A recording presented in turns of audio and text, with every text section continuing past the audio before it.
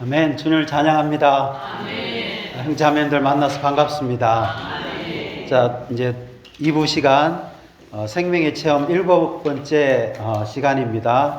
제목이 바로 죄들을 처리함입니다. 형제자매님들, 제가 앞부분에 여러 차례 말씀드렸습니다.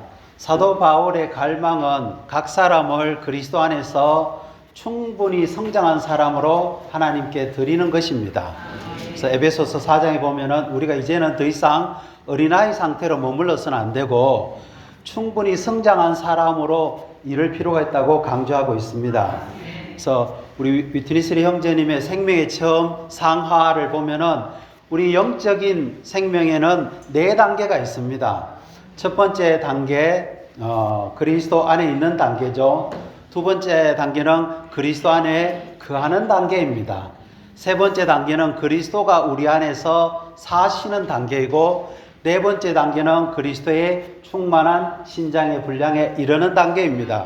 그래서 이제 죄들을 처리하는 것은 첫 번째 단계가 아니고 그리스도 두 번째 단계, 우리가 그리스도 안에 거하는 단계입니다. 그래서 이것은 뭐 그다지 높은 단계는 아니지만 아주 중요하고 우리의 영적인 생명이 성장하는 데 있어서 아주 실질적인 방면을 다루고 있습니다.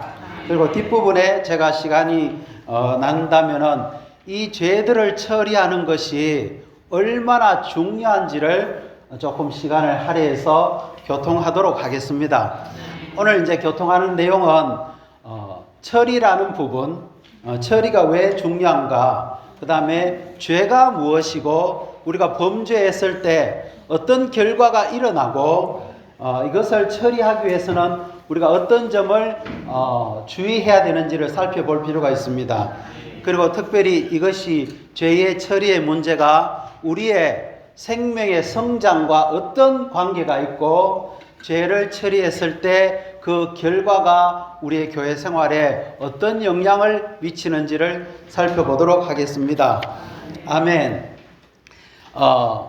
생명의 처음에 첫 번째 단계는 거듭남에서부터 시작합니다. 거듭남이라는 것은 우리 안에 하나님의 영원한 생명을 얻는 것이죠. 또 다른 말로 말하자면 그리스도가 우리 안에서 다시 우리의 인성 안에서 출생하는 것과 같습니다. 여기 있는 우리 모두는 다 거듭났습니다. 하나님의 자녀들이죠. 그런 다음에 우리는 이 거듭남의 근거에서 우리의 과거의 어떠함을 일소했습니다. 불의한 것들, 부당한 것들, 악하고 부정한 것들, 그리고 옛생활 방식을 우리는 처리했습니다. 그런 다음에 즉시 우리는 하나님께서 우리를 서실 수 있도록 우리 자신을 하나님께 드렸습니다. 헌신이죠. 헌신의 근거는 하나님이 우리를 피로 값주고 사신 것에 있습니다. 헌신의 동기는 하나님의 사랑입니다. 헌신의 목적은 우리가 하나님이 우리를 서실 수 있도록 하나님께 드리는 겁니다.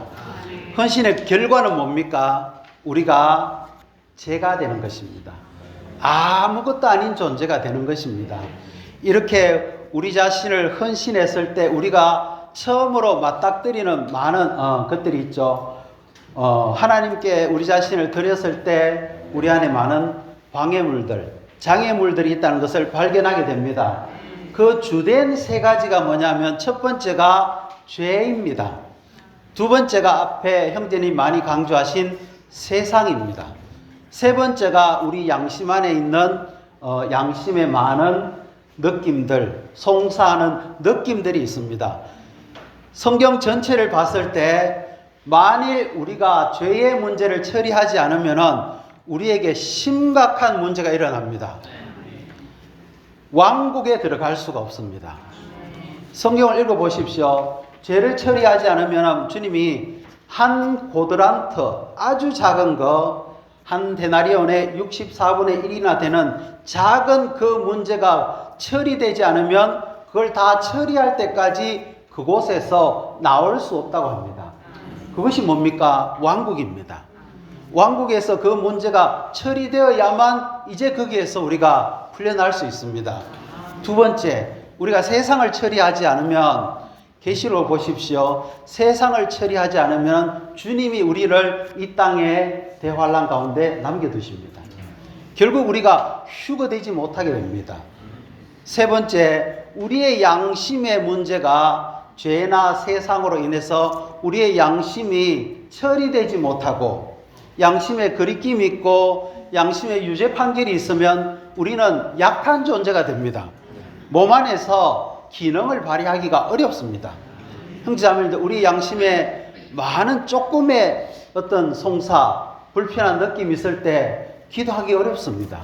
신원하기 어렵습니다. 봉사하기가 어렵습니다. 하나님이 그걸 우리 그대로 놔두지 않습니다. 그래서 우리는 헌신한 다음에 주된 이 세 가지를 반드시 철저하게 처리해야 됩니다. 죄들을 처리하고 세상을 처리하고 우리 양심의 느낌들을 처리할 필요가 있습니다. 그래서 오늘 첫 번째 내용이 바로 죄들을 처리하는 것입니다. 자, 거기에 잠언 28장 13절과 요한일서 1장 9절을 같이 한번 읽어보겠습니다. 자기 잘못들을 감추는 이는 잘 되지 못하나 그것들을 자백하고 내버리는 이는 누구든지 긍휼을 얻게 된다. 아멘. 자기의 잘못들을 감추는 사람은 잘 되지 못합니다. 그러나 그것을 자백하고 내버리는 이는 누구든지 긍휼을 얻게 됩니다. 이것이 바로 죄들을 처리하는 근거가 되는 거죠. 요한일서 1장 9절입니다. 우리가 우리의 죄들을 자백하면 하나님은 신실하시고 의로우셔서 우리 죄들을 용서하시고 모든 불의에서 우리를 깨끗하게 하실 것입니다. 아멘. 이 말씀은 요한일서 1장의 앞부분에 나오는 우리가 하나님과 빛 가운데서 교통을 해야 되는데 죄들 때문에 이 교통이 단절이 됩니다. 그래서 이 교통이 회복되기 위해서는 반드시 죄들의 자백이라는 처리가 필요합니다.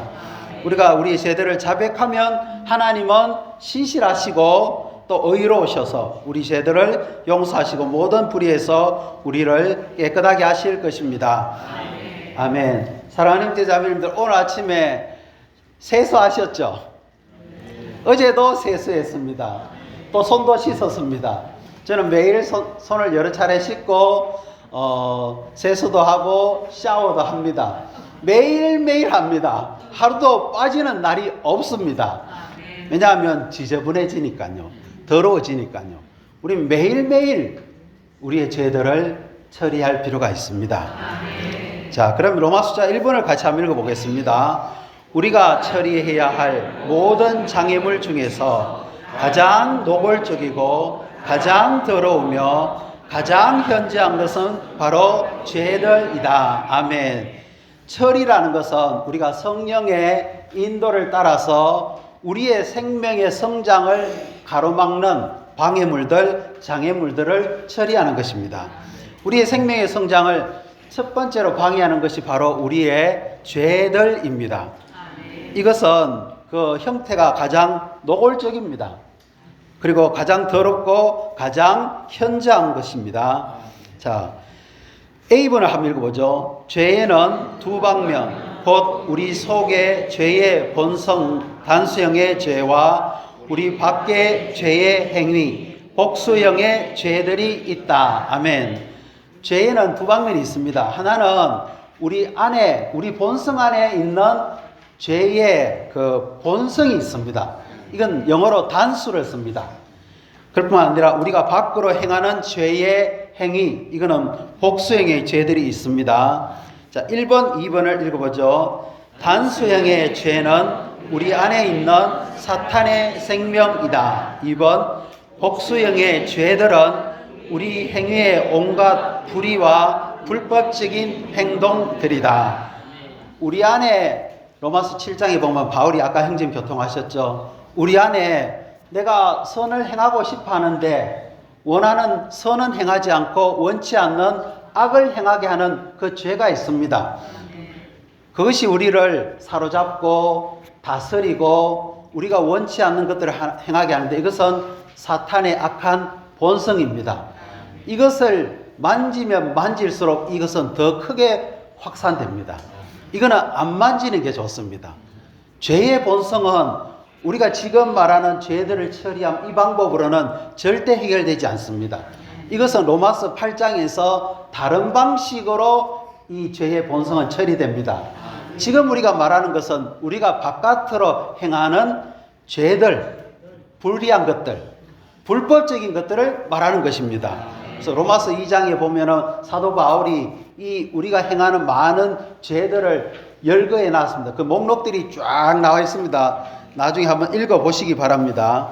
그래서 복수행의 죄들은 우리 행위의 온갖 불의하다는 것은 합당하지 못하고 옳지 못한 것들입니다.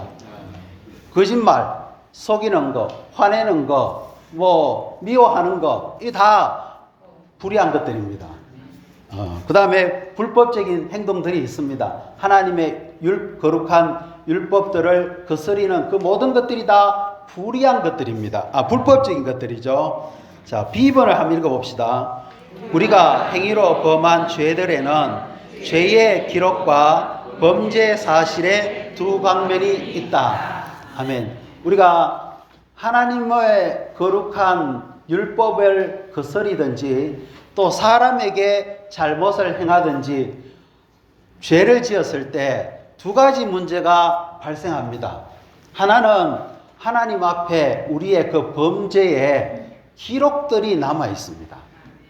다니엘서 7장에 보면은 보좌가 있고 보좌에서 불이 나오는데 그 앞에 천천 수만이 서 있고 법정이 세워져 있는데 책들이 펼쳐져 있다고 합니다. 그게 계시록 20장에 희고 큰 보좌 앞에 두루마리들이 있다고 나와 있죠. 두루마리에는 각 사람이 이 땅에 살 때 저지른 모든 행위들이 거기에 다 기록이 되어 있습니다. 하나님은 그것에 따라서 그 사람을 심판하실 것입니다. 그래서 우리가 범죄가 났을 때 세상 법정도 그렇지 않습니까? 어떤 사람이 범죄하면은 경찰이나 검찰이 그를 수사합니다. 조서를 씁니다. 그것이 기록에 남습니다. 그것에 따라서 기소를 합니다. 그래서 우리가 행한 행위로 범한 죄들에는 죄의 기록들이 있습니다. 그럴 뿐만 아니라 우리가 했던 그 범죄 사실도 있습니다. 그래서 우리가 죄의 문제를 처리한다 할 때 이 두 가지 문제를 다 처리해야 됩니다. 기록도 삭제돼야 되고 범죄 사실도 용서받아야 됩니다. 그래서 1번, 2번을 같이 한번 읽어보죠. 1번, 죄의 기록은 하나님의 의로우신 율법을 범하여 결과적으로 하나님의 율법 앞에서 범죄에 대한 조서를 받게 된 불의와 불법적인 행위를 말한다. 2번, 범죄의 사실은 죄의 기록을 만들어내는 행위이다.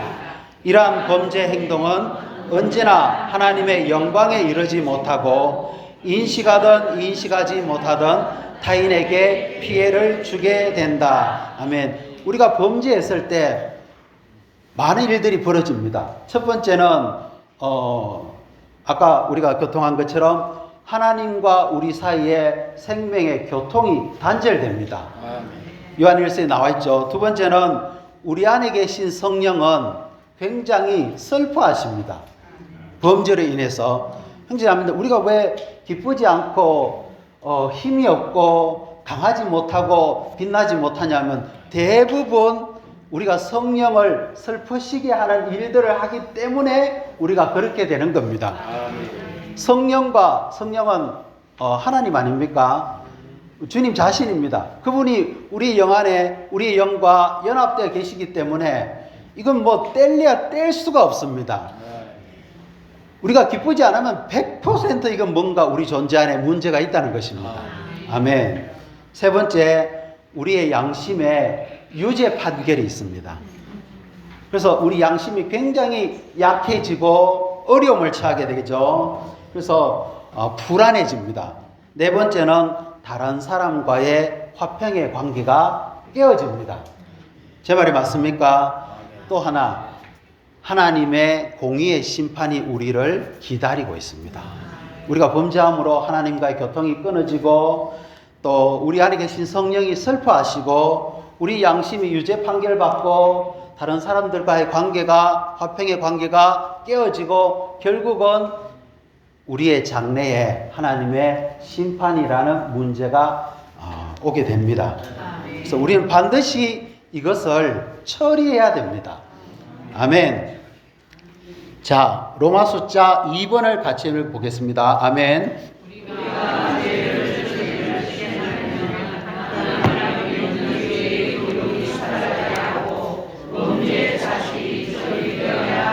아멘. 우리 죄들 처리를 실행하려면 이 두 가지 문제가 해결돼야 됩니다. 첫 번째는 하나님 앞에 있는 죄의 기록이 사라져야 합니다. 두 번째는 범죄 사실이 처리되어야 됩니다. 죄의 기록이 사라지는 문제, 범죄 사실이 처리되는 문제를 살펴보겠습니다. A번, 하나님 앞에 있는 죄의 기록이 해해진 것은 주님께서 십자가에서 이루신 구속에 근거한다. 이 문장을 읽으면 별 느낌이 없지만 형제자매들 한번 생각해 보십시오.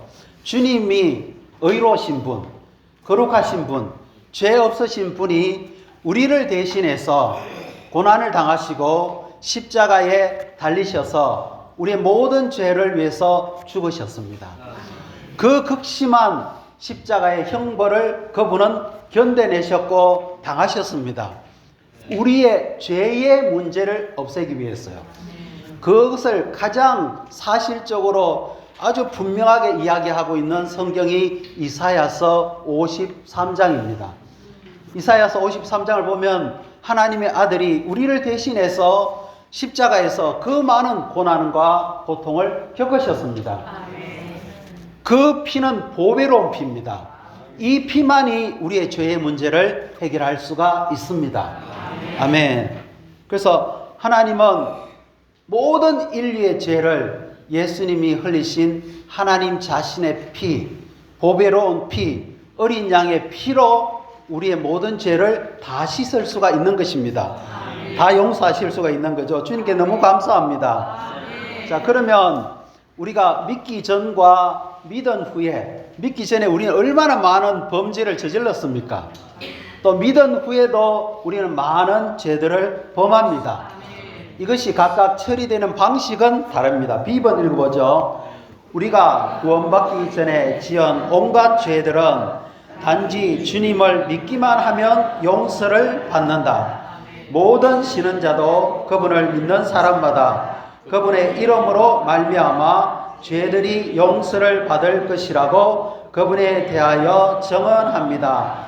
이 말은 사도행전 10장 43절인데요. 베드로가 이방인 고넬료에게 가서 한 말입니다. 모든 신은자도 그분을 믿는 사람마다 그분의 이름으로 말미암아 죄들이 용서를 받을 것이라고 그분에 대하여 증언합니다. 그러면서 베드로가 고넬료에게 뭐라고 말했겠습니까? 주 예수님을 믿어야 됩니다. 특별히 그분이 부활하신 것을 믿어야 됩니다. 그러면 당신의 죄들은 용서받을 것입니다. 이전의 모든 죄의 기록들은 하나님 앞에서 완전히 말끔하게 깨끗이 지워질 것입니다. 세상 사람들이 이걸 하지 않기 때문에 그들의 죄의 기록이 계시록 20장에 보니까 그 두루마리들에 다 기록되어 있으니까 이것 때문에 멸망하는 겁니다. 그렇지 않습니까? 요한복음 16장에 성령이 책망하신다고 했지 않습니까? 첫 번째 뭘 책망하십니까? 그들이 죄에 대하여 하면 그들이 나를 믿지 않기 때문입니다. 인류의 유일한 죄는 하나님의 아들을 믿지 않는 죄입니다. 이 죄 때문에 모두가 멸망하는 것입니다. 그러나 그분을 믿는 사람마다 그 이름으로 말미암아 죄들이 용서받을 것입니다. 우리가 주님을 믿는다는 게 이렇게 놀라운 축복입니다. 아멘. 사랑하는 자매님들, 이 세상에 구원받지 못할 사람이 따로 정해져 있습니까? 십자가의 강도도 구원받았는데 그렇잖아요. 주님의 보혈은 그 모든 것을 다 덮을 수 있습니다. 인류의 모든 인류가 60억이든 600억이든 6천억이 되던 모든 인류의 죄를 그분은 감당할 수 있는 피를 흘리셨습니다. 아멘. 자, 10번 읽어보죠. 우리가 구원받은 후에 범한 온갖 죄들은 자백함으로 용서를 받는다. 우리가 우리의 죄들을 자백하면 하나님은 신실하시고 의로우셔서 우리 죄들을 용서하시고 모든 불의에서 우리를 깨끗하게 하실 것입니다. 아멘. 우리가 구원받은 후에 범한 온갖 죄들은 어떻게 용서를 받습니까? 자백함으로 용서를 받습니다. 문제는 이겁니다. 우리가 자백하지 않는다는 겁니다. 마음이 너무 상해서 심지어 하나님, 그래서 형제 자매님들, 하나님 앞에 범죄한 것에 대해서 자백하는 게 어렵습니까? 사람들에게 잘못한 것을 용서를 구하는 게 어렵습니까? 아멘. 제 체험도 그런 것 같습니다. 제가 하나님의 어떤 거룩한 속성들을 어겼을 때, 깨뜨렸을 때 정말 주님 저를 용서해 주십시오. 그 말이 그렇게 어렵지 않습니다. 그런데 부부 사이에, 부모와 자녀 사이에, 지체들과 지체들 사이에, 또 우리가 일하는 직장에서 사람들과의 사이에서 잘못한 것에 대해서 용서를 구하는 게 그렇게 쉽지 않다는 걸 우리는 압니다. 그런데요, 형제 자매님들, 안 하면은 그것이 그대로 남아 있습니다. 이것이 왕국에까지 갑니다. 왕국에서 그것을 해결해야만 우리는 거기에서 나올 수가 있습니다. 큰 문제든 작은 문제든 우리는 반드시 죄의 문제를 내일로 넘겨서는 안 됩니다. 반드시 지금 처리해야 됩니다. 그래서 마태복음 5장 23절 24절에 보면은 어떤 사람이 하나님께 예물을 드리다가 어떤 형제가 자기에게 뭐라고 이야기했습니까? 거리낌이 있다는 것이 기억나거든. 예물 드리는 것을 멈추고 그 후에 와서 먼저 가서 형제와 화목하고 속히 풀으라고 했습니다. 그가 죽어버리면 그 문제를 해결할 길이 없습니다. 내가 또 그것을 해결하기 전에 먼저 주님께로 간다면 또 해결할 길이 없습니다. 그래서 우리는 반드시 이 문제를 해결해야 됩니다.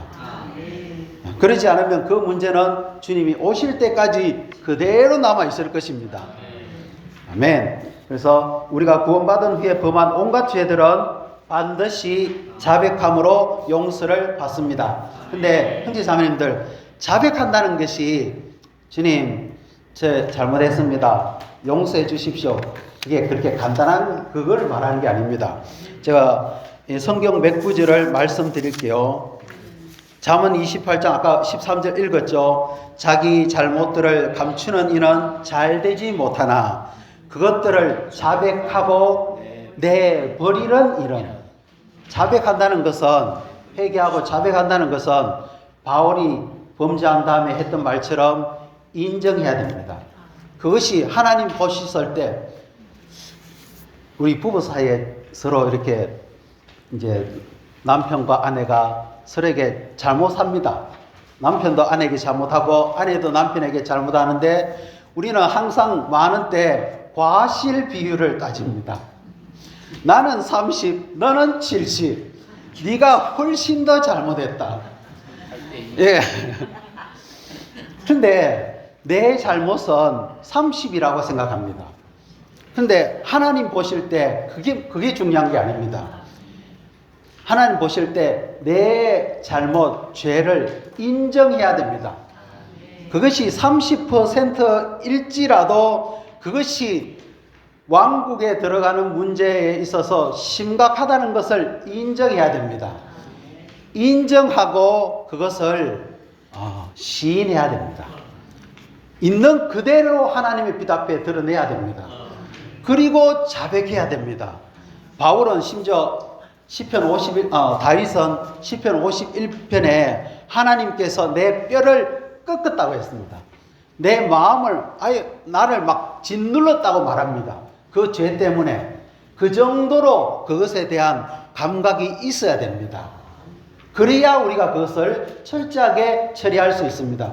형제 자매님들, 다른 사람에게 범죄한 것 때문에, 다른 사람에게 잘못한 것 때문에 마음이 상하고 내 뼈가 꺾일 정도로 고통을 겪어보셨습니까?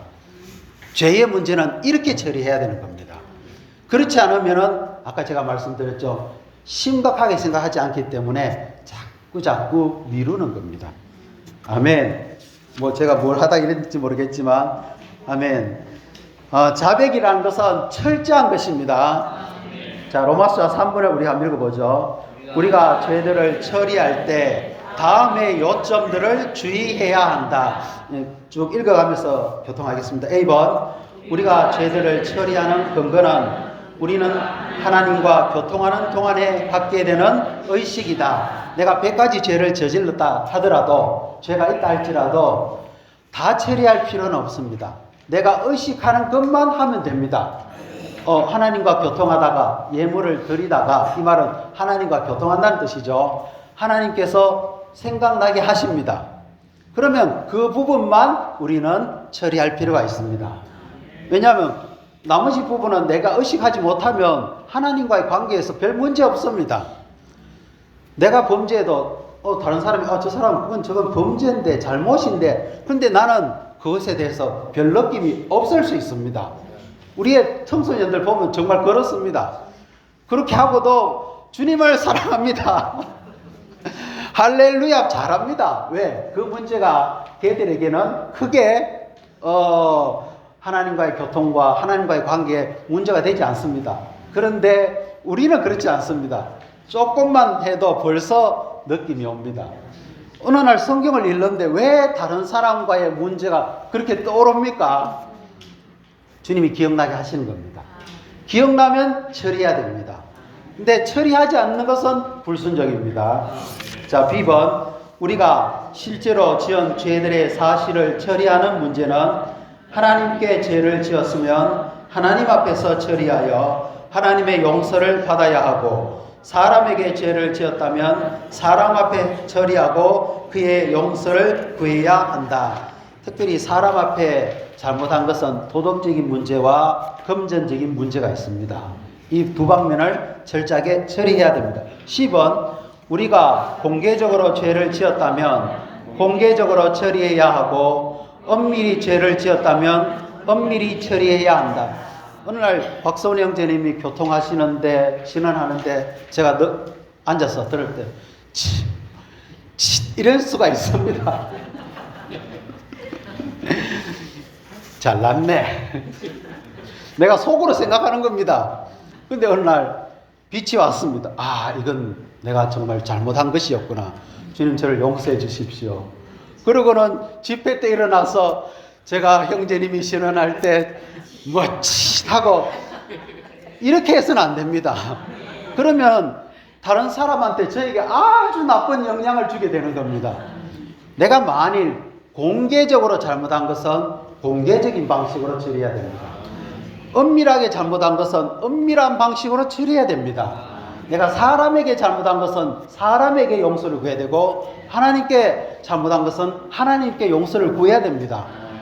이것 때문에 정말 심각한 문제가 일어날 수 있습니다. D번입니다.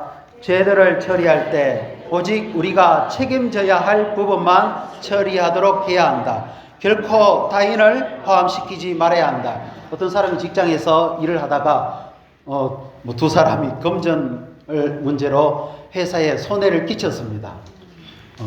근데 내가 손해를 끼친 부분이 있고 그 사람이 손해 끼친 부분이 있는데, 나는 내가 손해 끼친 부분만 처리하면 되는 겁니다. 그를 또 드러내가지고 이야기할 필요가 없는 것입니다. 아멘. 2번입니다. 우리가 죄들을 처리할 때 속에 생명과 평안이 있을 때까지 처리해야 한다. 어느 정도로 처리해야 됩니까? 속에 생명과 평안이 있을 때, 내 속이 평안하고 안정되고 기쁘고 밝고 강하게 될 때까지 우리는 처리하는 것입니다. 그렇다고 해서 그 처리가 완전하고 철저한 것은 아닙니다.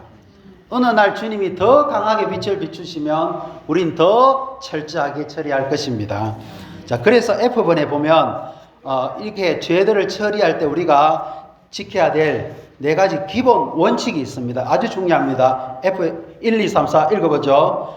우리가 사람들 앞에서 죄들을 처리할 때 기억하고 지켜야 할 네 가지 기본 원칙이 있다. 1번, 첫째, 다른 사람과 자신 사이의 모든 불화를 제거하는 것이다. 2번, 둘째, 죄 없는 깨끗한 양심을 갖는 것이다. 셋째, 하나님의 은혜에 대하여 정언하는 것이다. 넷째, 다른 사람을 이롭게 하는 것이다. 우리가 죄들을 처리할 때 반드시 질문해 봐야 됩니다. 이렇게 하는 것이 그 사람과 내 사이에 모든 불화, 조화되지 못하는 것을 제거하는 것이 맞는가? 이렇게 하면 오히려 더 어려워지는 것은 아닌가? 두 번째, 죄 없는 깨끗한 양심을 갖게 되는 것인가? 세 번째, 하나님의 은혜, 구원에 대해서 정언하는 것입니다.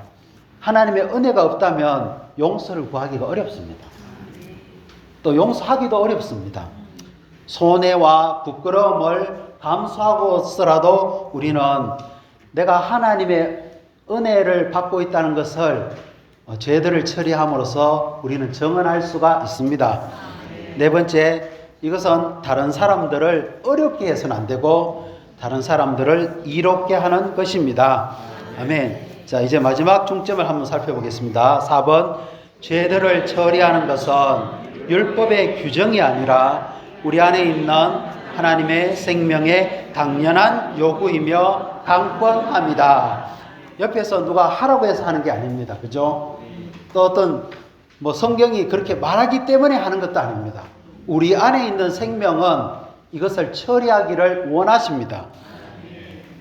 자, A번 한번 읽어보겠습니다. 죄들을 처리해야 한다. 우리가 죄들을 처리하지 않는 날은 영적인 생명이 자라지 않은 날이다. 우리가 매일 죄들을 처리한다면 매일 영적인 생명이 자랄 것이다. 이것은 분명한 원칙이다. 아멘. 우리의 영적인 생명이 자라려면 매일 죄들을 처리해야 됩니다. 누구도 여기에서 졸업할 수가 없습니다. B번입니다. 우리는 생명의 성숙에 이를 때까지 영적 생활의 중요한 4단계, 신성한 생명, 신성한 생명의 교통, 신성한 빛, 죄들의 자백을 체험해야 한다. 그 4번인데 3으로 되는 게 오타입니다. 요한 1서에 보면은 우리에게 신성한 생명이 있습니다. 이 생명 안에서 우리가 교통을 갖게 됩니다. 그러면 하나님은 신성한 빛으로 우리를 비추십니다. 그러면서 우리의 어떠함을 드러내십니다. 그러면 우리는 자백함으로 예수의 피로 씻음을 받습니다. 그러면 신성한 생명을 더 얻게 됩니다. 생명을 더 얻으면 더 주님과의 교통이 깊어집니다. 교통이 깊어질수록 빛은 더 강해집니다. 빛이 강할수록 드러내면 더 강해집니다. 그럼 우리는 더 철저하게 씻습니다. 그러면 또 생명을 더 얻게 됩니다. 이 순환 사이클이 우리로 하여금 계속해서 이루어질 때 생명의 성숙에 이르게 되는 겁니다. 요한 1서에서는 생명의 단계가 어린아이들, 청년들, 아버지들 이렇게 나타나는 겁니다. 어린아이, 청년, 아버지가 어떻게 나오는지 압니까? 생명, 교통, 빛비춤, 피의 씻음. 이게 계속될 때 어린아이가 있고 청년이 있고 또 아버지가 있는 겁니다. 자, 10번입니다. 우리가 회개하고 죄들을 자백하며 하나님께 정결하게 해 주시기를 구하는 사람이라면 우리는 그분의 집인 각 지방에 있는 교회 안에서 그리스도 안에 계신 하나님을 누리게 될 것이다. 시간이 많이 지났는데 1분만 교통하겠습니다. 성경에서 심각한 죄를 저지른 사람이 있습니다. 하나님을 극도로 사랑했고 하나님께 철저하게 공과를 배운 사람인데도 불구하고 어마어마한 범죄를 저질렀습니다. 누구입니까? 다윗입니다. 그의 충성스러운 부하 우리아의 아내 바세바를 간음했습니다. 그리고 그 신하를 전장에 보내서 죽게 했습니다. 얼마나 큰 범죄입니까? 하나님이 선지자 나단을 보내서 그를 책망했을 때 다윗이 책망받는 중에 시편 51편을 말했습니다. 제가 몇 구절을 말씀드릴게요. 오 하나님, 주님의 자애에 따라 제게 은혜를 베푸시며 주님의 크신 자비에 따라 저의 잘못을 지워주십시오. 저의 죄악에서 저를 철저히 씻겨주시고 저의 죄에서 저를 깨끗하게 하여 주십시오. 저는 주님께 오직 주님께만 죄를 지었고 주님 보시기에 악한 일을 하였습니다. 다윗은 자기의 죄를 인정했습니다. 어떤 사람들은 죄를 인정하지 않습니다. 다윗은 철저하게 자기의 악한 죄를 인정했습니다. 보십시오. 주님은 속부분의 진실성을 기뻐하시며 제 숨겨진 부분의 지혜를 알려주십니다. 우슬초로 저의 죄를 없애주십시오. 그러면 제가 깨끗해질 것입니다. 저를 씻겨주십시오. 그러면 제가 눈보다 더 희어질 것입니다. 제게 즐거움과 기쁨의 찬소리를 들려주시어 주님께서 꺾으신 뼈들이 크게 기뻐하게 하여 주십시오. 내적 존재가 완전히 꺾여져 버린 겁니다. 저의 죄들에서 주님의 얼굴을 돌리시고 저의 모든 죄악을 지워주십시오. 이렇게 바울은 죄들을 철저하게 처리했습니다. 그 결과가 뭔지 아십니까? 오 하나님, 제 속에 깨끗한 마음을 창조하여 주시고 죄가 처리된 사람은 깨끗한 마음을 갖게 됩니다. 제 안에 견고한 영을 새롭게 하여 주십시오. 견고한 영이 새로워집니다. 이 사람은 견고해집니다. 주님의 임재에서 저를 쫓아내지 마시며 주님의 임재를 다시 갖게 됩니다. 주님의 거룩하신 영을 저에게서 거두지 말아 주십시오. 주님의 구원의 즐거움을 제게 회복해 주시고 죄들을 처리할 때 구원의 그 즐거움, 기쁨이 회복됩니다. 자원하는 영을 주시어 저를 붙들어 주십시오. 자원하는 영이 있기 때문에 그는 교회의 모든 봉사에 자원하게 됩니다. 또 저는 범법자들에게 주님의 길을 가르치렵니다. 자기가 그렇게 사함받았기 때문에 기쁨이 있기 때문에 범죄한 자들에게 주님의 길을 가르칩니다. 그러면 죄인들이 주님께 돌아올 것입니다. 오 하나님, 오 제 구원의 하나님, 피 흘리게 한 죄에서 저를 건져 주십시오. 그리하시면 제 혀가 주님의 의를 소리 높여 외칠 것입니다. 죄를 철저하게 처리한 사람만이 하나님을 정말 기쁨으로 찬양할 수가 있습니다. 제 입이 주님의 찬양을 선포할 것입니다. 쭉 내려와서 51편 18절 주님의 선한 기쁨으로 시온에 선을 행하시며 예루살렘 성벽을 건축하여 주십시오. 시온 하나님의 집입니다. 예루살렘 성벽 왕국입니다. 하나님의 집에서 하나님의 왕국인 교회 안에서 주님을 극도로 누리게 됩니다. 사랑하는 형제자매님들, 죄를 처리하는 것은 우리의 생명의 성장을 돕는 길이고 그 결과는 다만 우리의 죄가 사라지는 것이 아니고요. 그의 영이 새로워지고 자원하는 영을 갖게 되고 견고한 영을 얻게 되고 하나님의 임재를 얻어서 지방교회 안에서 왕국 안에서 그리스도를 하나님을 극도로 누리고 몸을 건축하게 될 것입니다. 이 문제를 우리는 철저하게 통과하기를 원합니다.